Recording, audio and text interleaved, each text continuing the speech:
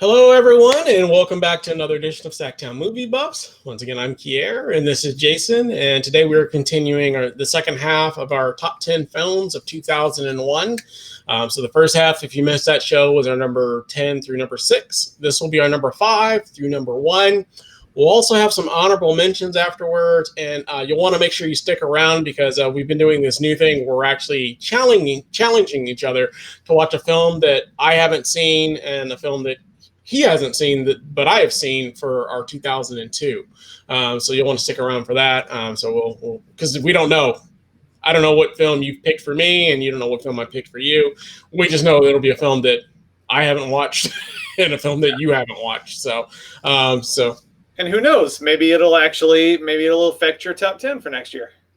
Yeah, you never know. I may come into our top 10 for 2002 and be like, you know what? That film that you suggested for me is actually number 1 for me now. Thank you for that. Yeah, I think that's never going to happen, but you never know. You never know. You never know. Yeah, it's never going to happen. But hey, whatever. You never know. It's possible. It's possible. See? Yeah. Well, since we got a lot of stuff to cover, with that said, let's get into it, man. All right. Start with your number 5 film of 2001. All right. So my number 5 for 2001 is AI, Artificial Intelligence. So this is the movie. Yeah, I know it's not one of your favorites. It's not a lot of people's favorites, but this is the movie that Steven Spielberg made after Stanley Kubrick died. It was a film that Kubrick wanted to make, but wasn't able to finish it because he passed away. And Spielberg, who's a big friend, who was a friend of Kubrick, made it for him. So I think it's a really interesting movie. It takes place in the distant future, and it basically tells a story about a robot little boy over the course of. You're not even sure how many years this movie spans. It spans a very great deal of time, very far in the future. So I am a science fiction fan, and I'm a Kubrick fan. So this was kind of a slam dunk for me. And I like the way that it is kind of a perfect combination of the sensibilities of Stanley Kubrick and Steven Spielberg, because they're very different filmmakers. Kubrick is very analytical, very cold, some would say. And Steven Spielberg, of course, is a lot. His films tend to be warmer, more optimistic. But Spielberg's done some really dark stuff too. I mean, he's made some really heavy films. So I mean, he's not like completely alien to this kind of filmmaking. But I think AI is a great movie. I think it's one that wasn't really understood in its time. I think it's aged really well, and I think it's one of Spielberg's best films, actually. So I highly recommend AI if you haven't seen it. That's my number 5. I'm going to go ahead and disagree with you on that one. But I don't think it's aged very well. I don't really run into circles of people that are like, man, you really like AI from 2001? And, no, I never have people say that. It's aged very well for you, is what you're trying to say. How many times have you watched it since 2001? So probably none, because it wasn't good. you don't know how well it's aged. Well, I know that rewatching is not going to do anything for me. I know that. I mean, I'm not the biggest sci-fi guy, but it was one that I just, in generally talking to people, I don't hear people saying that this is a masterpiece, or it probably, for most people, I think if you ask them to name their top 5 Steven Spielberg films, that one would not be in their top 5, maybe not even in their top 10, I would say. So I wouldn't say that it's one of his best films either. But doesn't mean nothing. It means it's garbage. That's what it means. All right. Well, cool. 5 minutes in and you're already wrong. Okay, go ahead. No, I'm already right. All right. Well, hey, man. Hey. We all have our number 5s, and that's yours. So we'll go on to mine, which is a much better film. As all my films on my list are going to be better than that. Even the films in my honorable mentions are better than that, because that film's not in my honorable mentions. My number 5 film I actually don't own. Of course. Oh, yeah. What a surprise. Hey, man. Hey, man. It's 2020, man. You don't have to own the films anymore. You could just Google. You could tell your Xfinity, Comcast, find this film, find our AI, and it'll probably say, why would you want to watch that? Shut up, man. Shut up. And they're like, I think you mean a much better film. So, but you never know. All right, my number 5 is going to be Bully. Oh yeah, that's a really good yeah, which is it's based on a true story. It's a really really good film.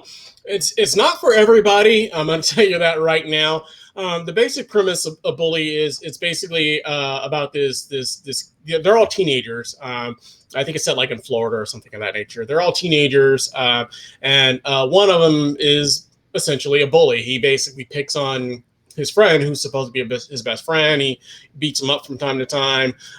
He's really mean to women, that kind of stuff. And the basic premise of it is the kid that's being picked on, and Brad Renfro, who's on the cover there, basically him and some of the other friends, they all get together and decide to try to murder him, to murder the bully. And that's kind of the basic principle of the story. It's a really, fun film. I mean, like I said, the fun. I mean, not fun. Yeah, man, murdering your best friends, man. Yeah. In fact, we got a little get together, man, later at the beach if you want to join us. Me and some really of the other guys. Film. Yeah. But for the whole family. Yeah, but yeah, it's based on a true story. You can look up the real case if you want to, about what really happened in the case. But it is really interesting. One that I've always enjoyed. I used to own it one time on DVD. I don't have it anymore, but maybe at some point I'll rebuy it. But like I said, it's not for everybody in the sense that it is very violent for one. It's also very there's a lot of sex scenes in it for sure, really graphic scenes in that sense. So there is a lot of that also. So as I said, you might not necessarily want to watch it with kids, but if you're interested in a good true crime, true story, then this is definitely one that I recommend to check out. So number 5 for me for 2001 is Bully.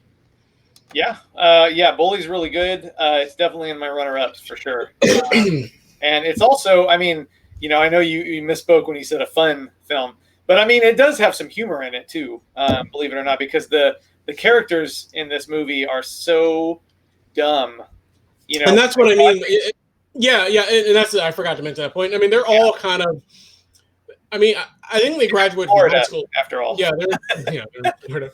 I think they graduated from high school already, but most of them probably have. But they're all like rich kid losers, basically, is what I kind of. They're all kind of like their parents, because they all have like nice cars and stuff like that. But none of them have any direction in life or anything like that, and they're all really kind of stupid. They do stupid stuff, and even after the crime, especially after the crime, they do a lot of stuff that's just. I mean, they're like bragging about the crime. They're, you know what I mean? They're just, they just weren't very bright. You know what I mean? Like they just weren't bright at all. So. Yeah. But yeah, if you get a chance, check out Bully. You might enjoy it. Yeah. Great movie. Cool. All right. Number 4. Number 4, man. Yeah. All right. Number 4. Another one of your big favorites. My number 4 is Donnie Darko. So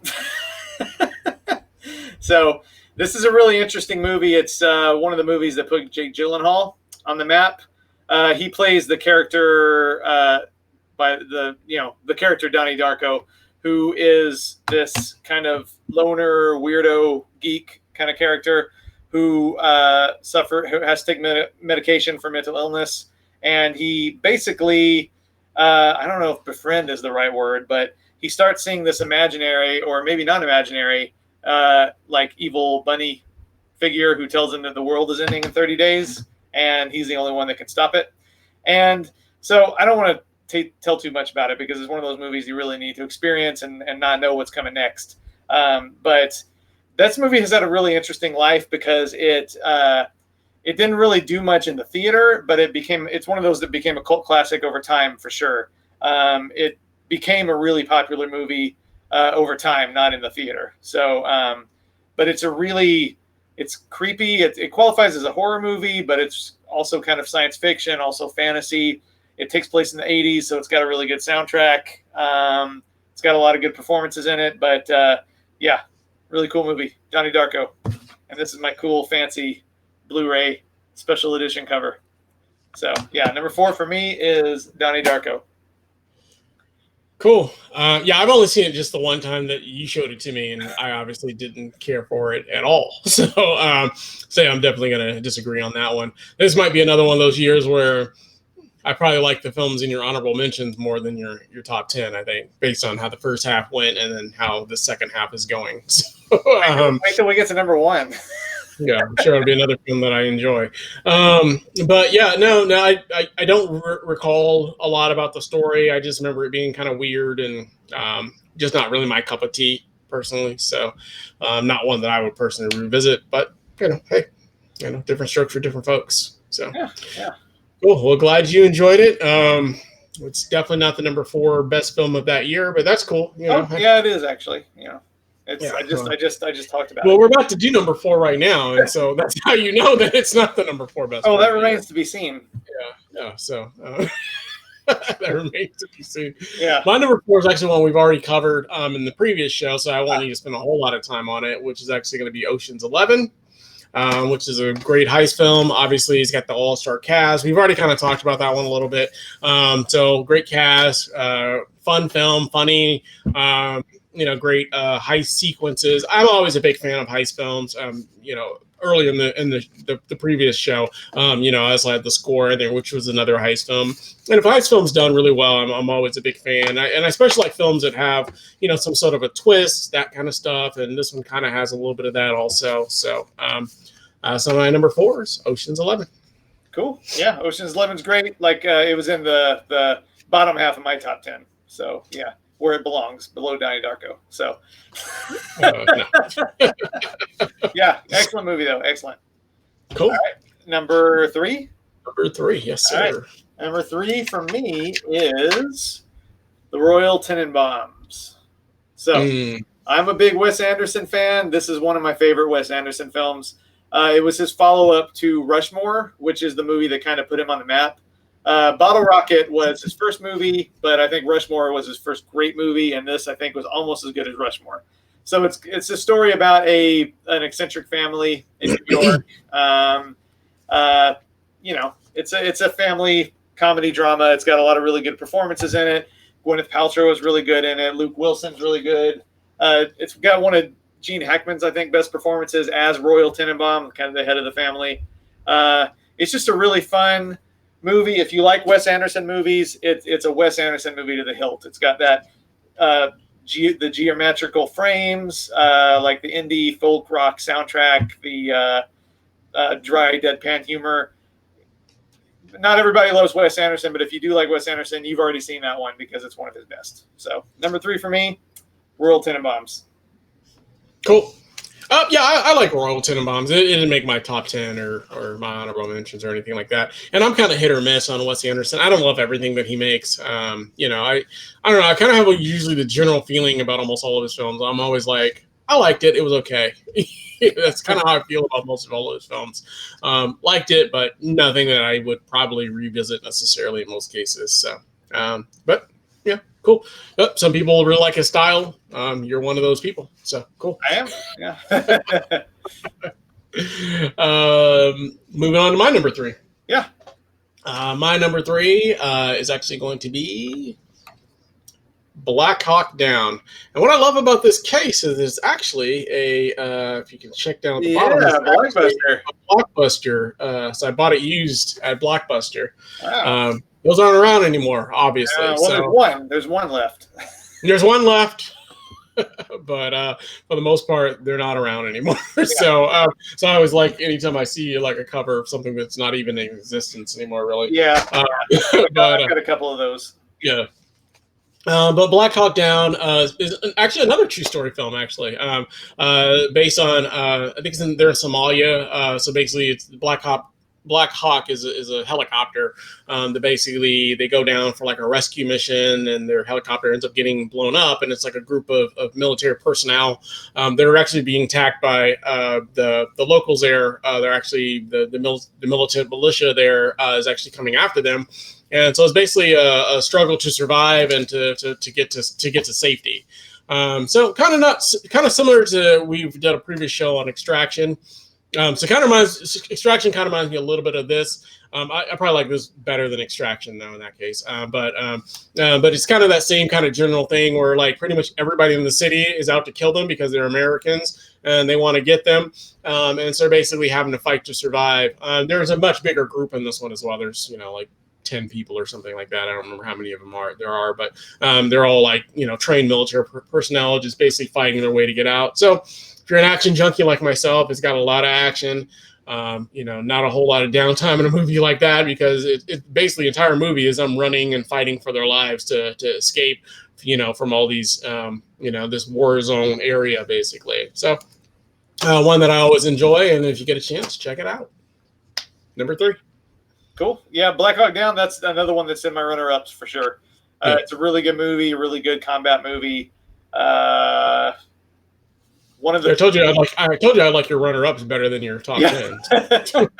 Yeah.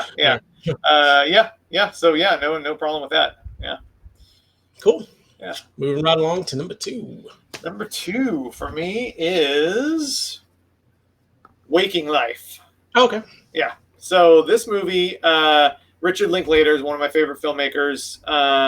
This movie, it's a movie that's kind of easy and hard to explain in a weird way because it's basically, well, it's kind of up for debate. It's not clear exactly, but it's more or less somebody's dream. That's my reading of it anyway. This guy named Wiley Wiggins, who is in Dazed and Confused as like the freshman kid in the movie, he basically plays the main character. I don't even know if he has a name in the movie, to be honest. But they filmed this movie kind of like one of Linklater's earlier movies, Slacker. I don't know if you've ever seen that one, but it's really good. But it's just kind of him wandering around, meeting people, and having conversations. That's pretty much the whole thing. Except the difference is here, they use this technique called rotoscoping. I think I'm pronouncing that right. Where they filmed it on film, and then they went back and they painted over every frame with paint that gives it kind of this weird animated, but also kind of real look to it. It's always kind of moving like this. And it's a really interesting movie. It is definitely not for everybody. If you're someone who really needs a clear plot and clear characters, this is not your movie at all. Because it's essentially, like a lot of Linklater movies, it's just someone walking around, running into people, and having these really deep philosophical conversations. I like that kind of stuff. I love the animation here. I love the ambiguity of it. I tend to forget this, but there's a scene that features the 2 characters from the Before Sunset trilogy. They're actually in this movie in their own little sequence. So that kind of is a neat little throwback to his other movies. But yeah, I think it's a brilliant movie. Waking Life. That's my number 2. I never know how to wrap these up good. I never know how to wrap it up. I like it overall. It's okay. Like I said, and his style is very definitive in terms of, like you said, it's a lot of just good conversations. This one's a little trippy, so it's a little hard to kind of follow along with. So for me, it kind of takes me out of the scene a little bit because of it. You can respect what he's going for, but there's another film that kind of reminds me a little bit of that one that I like better. I can't think of the name of it. It's the one with Keanu Reeves. It's also like kind of like cartoony. What's that one called? Scanner Darkly. Scanner. Yeah, I like that one. Kind of reminds me a little bit of this one, but with more interest, in my opinion. That one has a plot. Yeah, that one has more of a plot. So sometimes I get those confused a little bit, but I do like that one. I like Scanner Darkly a little bit better. Not that they're similar, but they just have that kind of weird, surreal kind of look to them and stuff like that. And so I always get those two a little confused. But that one has more of a plot, a little bit more action and that kind of stuff as well. But no, it's not a bad film. Not one that I would probably revisit personally. But I don't have anything overly negative to say about it or in any of his films really. Like a lot of them, I love the Before Sunrise series, of course, and Boyhood and some of the other ones that he's done. But overall, a lot of his films are kind of you either like them or you don't, kind of, you know what I mean? Like you either like lots of just interesting conversations and dialogue for an hour and a half or 2 hours, or you don't. You know what I mean? So that's kind of where you're at with his films, and some are better than others in my opinion. And I'd go with the Before Sunrise series over that one personally. So yeah, I mean, I probably would too, but I like pretty much everything he's done except for I wasn't crazy about his version of his Bad News Bears movie or Fast Food Nation or the Newton Boys. I didn't really care for the Newton Boys that much, but I think pretty much everything else I've enjoyed. Cool. Yeah. Cool. My number 2 I own somewhere, but I can't find it. So,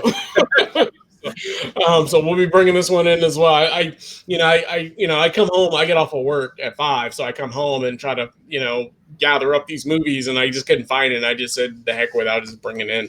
So this one I do own. I just can't find it at the moment. So somewhere in my collage of films in a mess somewhere. So. And that's going to be Ichamo Tambien, which is clearly a foreign language film. Another one that's not the easiest to describe is basically kind of a coming of age film. Kind of stars basically 2 late teens boys that are kind of finding themselves, kind of going out and messing around with women and that kind of stuff, and they end up entangling, I guess, with this somewhat older lady, who's kind of teaching them a little bit about life and about women and that kind of stuff, and they kind of go on a journey together. And it's not the easiest film to describe, but it's a really good film. There's not a whole lot of like action per se or anything like that. It is a lot of dialogue. There's a lot of good humor in it, and it is foreign language also, so you also have to know that. There are some little twists and turns that happen towards the end as well, that make it kind of interesting also. So some people will jive with that, some people may not with some of the scenes, but overall, really great film. I really enjoy it. It's always been one of my favorite foreign language films, I guess, if you will. So, Ichamo Tambien. Yes. Oh, yeah. It's an excellent movie. It's one that I need to watch again because it's been a really, really long time. Same here. Yeah, I haven't seen it in many, many years. I'm going off of just memory. I've seen it since 2001. It has still been at least a decade since I've seen it. So obviously I can't even find out where it's at right now. So clearly it's not one that I'm bringing out all the time. So, but yeah, really, really great film. If you get a chance, definitely check it out. And if you could, stand the subtitles, I always feel like I have to say that because some people that I know don't like subtitle films. But if you can get through that, then you'll have a great experience for sure. Yeah, it was in my top 10 back then. I know that. Like, it was pretty high up in my top 10, but it's just that I haven't seen it in so long. And these other movies that are in my top 10, I've seen more recently, and I love and love and love. So I just, maybe it should be in the top 10, but I just haven't watched it in so long. But I do own it. I do own it for sure. So yeah, it's a great, great movie. Great coming of age movie. Great road movie. Yeah, all that. Yeah, it's great. Perfect. Sex movie, I guess you could say. There's a whole lot of sex in it. There's a lot of sex in it as well, for sure. Yeah, and it's definitely another one you probably don't want to watch for the kids. So. No, I think it's unrated or NC-17 or something like that. It probably is, because there are some very lot of nudity for sure. Yeah, that's for sure. Yeah. Okay, cool. So are you ready to get jealous? Because this is my number 1. I don't think I'll be jealous, but go ahead. It's my brand new beautiful Blu-ray Criterion that is wonderful, and you're going to want to borrow it, I know. So my number 1 is Mulholland Drive. Really? Mulholland Drive, yeah. So I'm a huge David Lynch fan. Kier is a huge David Lynch non-fan.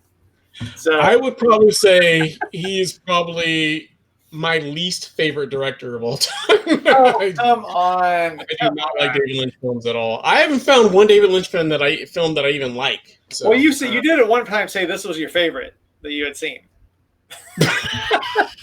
Which means I think you gave it like maybe 1 star instead of 9. Yeah. I think maybe you gave this 1.5 instead of 0, so it was your favorite. So I'm gonna latch onto that. It was your favorite. So I mean, I guess by that math, I'd have to agree. Yeah, that's my favorite David Lynch film at 1 whole star. Favorite David Lynch movie, Mulholland Drive. It's a masterpiece. It's kind of going in tandem with this a little bit because they're both movies that are essentially Well, I mean, you could argue there's a lot of ways to interpret this. My interpretation is a good chunk of this movie is a dream. But anyway, it stars Naomi Watts and Laura Herring. It's the movie that put Naomi Watts on the map in the United States. Before this, she was really only known in Australia. She's brilliant in this movie. I think she should have been nominated for an Oscar for this movie. It's hard to describe the way that most David Lynch movies are hard to describe. Laura Herring wakes up with amnesia. She's found by Naomi Watts. Naomi Watts gets involved in this mystery to find out who Laura Herring is and where she came from and what her story is. And what they discover is basically the rest of the movie. It gets way more complicated than that, but I think it's one of my favorite David Lynch movies, and I am a big David Lynch fan. It's super creepy. It's got one of the creepiest for really a non-horror film, almost a horror film, but a non-horror film. It's got one of the scariest scenes I've ever seen in my life, set at this diner during the middle of the day, and it's one of the scariest scenes I've ever seen. Anybody who's seen it knows exactly what I'm talking about. But it's a movie that requires a lot of analysis, a lot of thought, but it's also got a lot of humor. It's got a great soundtrack. It's really creepy. It's really suspenseful. It is a great movie. I didn't expect it to be my number one when I was putting my films together, but when I was putting them in order, I couldn't think of anything that would go higher than that. So my number one is Mulholland Drive. Yeah, I didn't care for it at all. So it's not a film that it literally would make my worst of list if I were to do a worst. No, I'm dead serious. It would be in the worst films of that year. So we couldn't be more far apart on that film. Yeah, I didn't care for it at all. Would not even come close to anywhere as being a good film in my opinion. So it's messy. It's all over the place. It's weird. It's just not anything that I would be interested in. So. All of his films are pretty much so, which is why I don't get into that style. So, but you're a David Lynch fan, and I'm just not. So, cool. Well, my number one is a much better film and a much more powerful film as well. So, oh yeah, it's definitely way more powerful than Mulholland Drive for sure. And it's actually kind of poignant for some of the times that we're living in right now. My number one film is actually going to be Murder on a Sunday Morning, which is in my opinion, one of the best documentary films that I've ever seen. It might be my favorite documentary film of all time. Murder on a Sunday Morning is, like I said, it's a documentary film. It basically was filmed over the course of actually 2000. And the I don't know if you haven't seen it, definitely one if you're into what's going on with the Black Lives Matter movement or anything about police brutality or anything of that nature. I highly recommend you check out Murder on a Sunday Morning. It is a great film. The basic story or synopsis of Murder on a Sunday Morning is basically it's set in Florida. Everything's always set in Florida, or happens in Florida, of course. Actually, another true story. Man, all these films are true story films in my top 10. Seems like. The synopsis is basically about an older couple, a husband and wife. They're at a hotel, and as they went to get their morning coffee, they're walking. An African American comes up to the couple and holds a gun to the wife's up to the wife and tells them to give her her purse. Something happens at some point. The black man shoots the wife and takes off. The cops show up basically soon after, and the husband, obviously being very distraught, gives a brief description.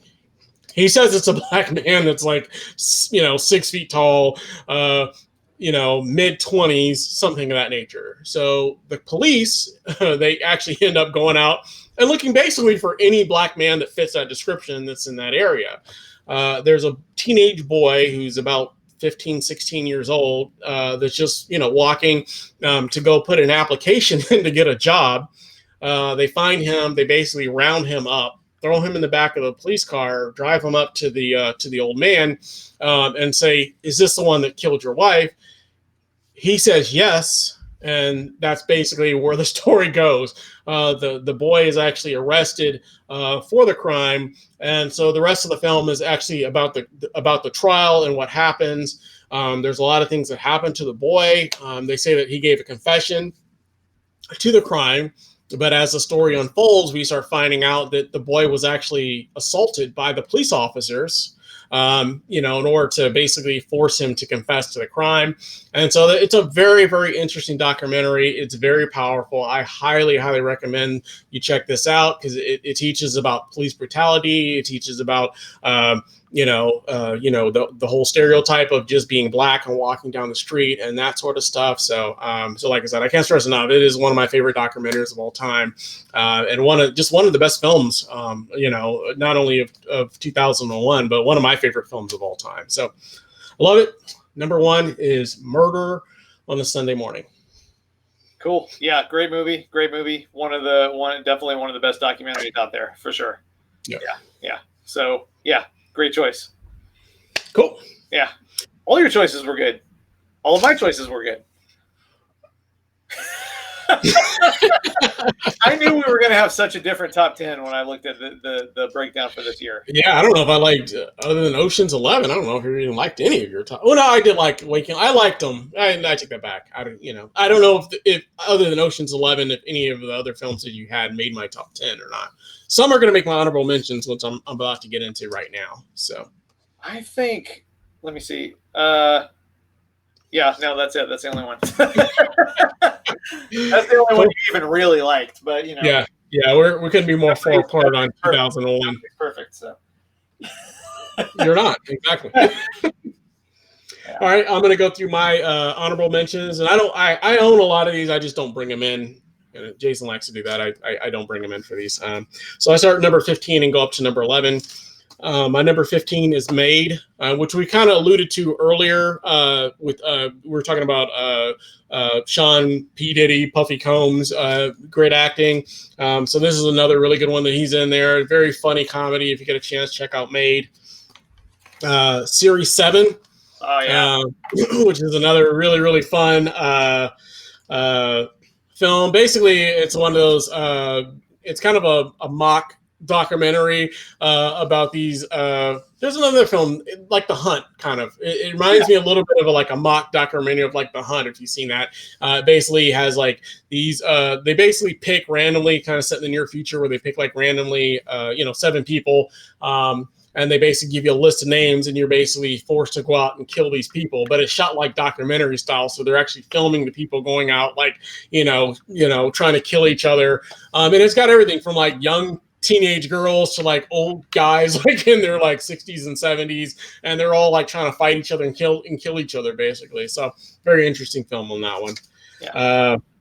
Storytelling, which is kind of like 2 films, really. I like both stories. The first one is the one that really, really I love, though, is because it's very short. Not for everybody. Neither of the films are for everybody. If you like really out there stuff, you would enjoy it. It's kind of hard to explain both of them because I feel like if I describe them, it's going to sound very negative. But just storytelling, if you get a chance, you're not easily offended. If you're easily offended, then I wouldn't watch storytelling. But if you're not, then this will be one to check out. Joyride, which I've always loved. It's always just been a really fun film for me. It's a great horror film, basically just about stars Paul Walker. Basically about these group of kids or young adults that basically mess with this truck driver. On the CB radio, and he pretends to be like a girl, like interested in this like truck driver. Turns out that truck driver is like a serial killer. And he basically starts stalking Paul Walker, his brother, and the girl that's in the film as well. So really fun horror, kind of comedy. There's some humor in there as well, but really, really fun film also. And then number 11 is one that you already had in your top 10, which is Ghost World. One that if I did the list back that year, probably would have made my top 10, but it just kind of fell a little bit below, but not too far. Number 11, I still really enjoy it. So, and those are my honorable mentions. Cool. I got a boatload of honorable mentions, so I'm going to run through them really quick. Apparently, I just went nuts with my DVD collection back in 2001. So, we got Frailty. Whoa, Frailty. Excellent, really dark, very Stephen King-y horror movie. Bully, which we already talked about. The Mexican, which I think is a really underrated, really unique, unpredictable kind of riff on Tarantino style films. Oh man, come on. Monsters Ball, which we already talked about. Hearts in Atlantis, which this is one of those. It's one of the Stephen King adaptations that gets no play, but because it's not that good. Oh, come on, it's good. It's not one of the best, but it's good. And by the way, I should mention that these are in no sort of order whatsoever because there's so many of them. I just brought them in here. The Gray Zone, really good, really dark Holocaust movie. It was actually in my top 10 before, but again, I haven't seen it in so long, probably because, I mean, who gets excited about watching? It was pretty high up in your top 10 before as well. Yeah, it was.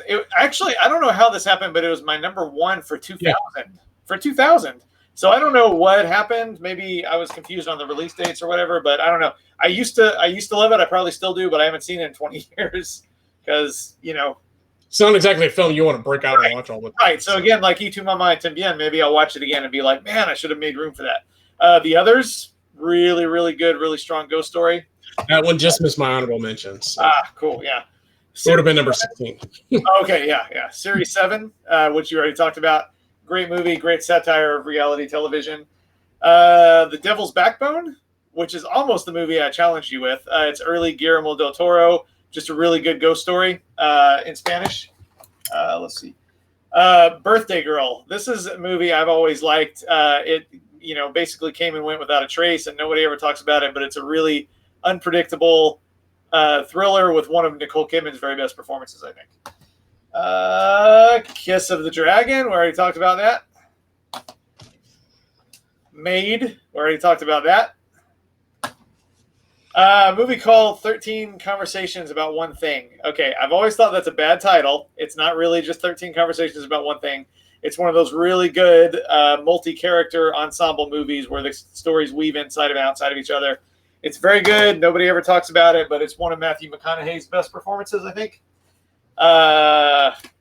Scratch, a really good documentary about hip-hop DJing with the Sacramento connection because DJ Shadow's from Sacramento. Heist, a good heist movie. It wasn't in your top 10, man. What gives? I thought it was okay. It just wasn't in my top 10. Tape, another Richard Linklater movie. Brotherhood of the Wolf. Crazy French horror action medieval insanity. Joyride, which we've already talked about. Ghosts of Mars, a really underrated John Carpenter movie. Basically, that one also just missed my top 10. It would have been number 17 for me. So basically, Assault on Precinct 13 in space. Yes. Yeah. Almost done. Murder on a Sunday Morning, which you already talked about. Y tu mamá también, which we already talked about. Session 9, really cool, really super creepy haunted ghost story set in an abandoned insane asylum. Vanilla Sky, proud to be one of the few people that actually likes Vanilla Sky. Jeepers Creepers. Jeepers Creepers, fun horror movie. I like it. Especially the first half. I think the first half is like perfect, and then it gets a little wonky. It gets a little silly, and yeah. First half is great, though. It's kind of like Joyride, actually. Black Hawk Down. And lastly, another one of your favorites, Lord of the Rings. First Lord of the Rings movie. Wow, I'm surprised that one fell down so low to your honorable mentions. Actually, I don't think it was ever in the top 10. It was just really close. Yeah. No. I think it's still my favorite, the first one. I know a lot of people love those films. I just never really got into them. So yeah. I mean, I don't love them. A little too mystical fantasy for me, but, I mean, not that I hate that always, because, I love, like, Game of Thrones, which is kind of in that similar vein of that, but a little different. So. It's a lot more bloody, though. Yeah, a lot more bloody. Yeah, that's it. See, that was pretty quick. Yeah, cool. Yeah. Cool. Well, I'll let you start with the challenge for me for 2002. 2002, I am going to give you a gift, my friend. You're going to be watching In America. In America. Yeah. Never heard of it. Oh, man. It's a great movie. It was in pretty much all the top 10 lists that year. Great movie. In America. Okay. I'll have to write that one down. You may have to text it to me because I may forget. I don't have a pen on me. It's a really good immigrant story. So okay, In America. I will check it out. Yeah. And who knows? Maybe I will be like, it'll get you. You'll have to wait for this because this is my top 10 now. It'll get you right in the emotions. So cool. Yeah. Mine's a really emotional film too that I'm recommending. It's gonna get no. Touch your heart. It's going to be National Lampoon's Van Wilder. Oh, really? All right. Okay. All right. You might actually like that, man. I think you might get some laughs out of it. So back then, I couldn't stand Ryan Reynolds. I like Ryan Reynolds now, like everybody does. But so yeah, maybe you might actually like that one. So I don't think that one's that bad. Okay. I almost went with another film that you probably wouldn't have liked as much. I think you might actually enjoy this one a little bit. So okay. We'll see. All right. We'll see. All right. What was the other one you were going to go with? Comedies, and it's definitely toilet humor, but I think it's fun enough that you'll like it. So. All right. I'm excited. Yeah. Are you excited? In America, I've never heard of it, so I don't know. I guess so. Yeah, I'm really excited, man. I can't wait to see this movie I've never heard of. Oh, man. It's great. It's about, so. Cool. All right. That's it. So next show, definitely want to, check that out whenever we get that uploaded. We'll also, before we start our 2002 top 10, we'll cover both the films in America and National Lampoon's Van Wilder. Let you know what we thought about those, and then we'll go into our top 10 films of 2002. As always, if you like the channel, we ask that you continue to like and subscribe, and make sure you always hit that bell notification so you don't miss any uploads. And we'll be back with a new show with you guys real soon. We thank you all for watching and hope you have a great day. Thanks so much.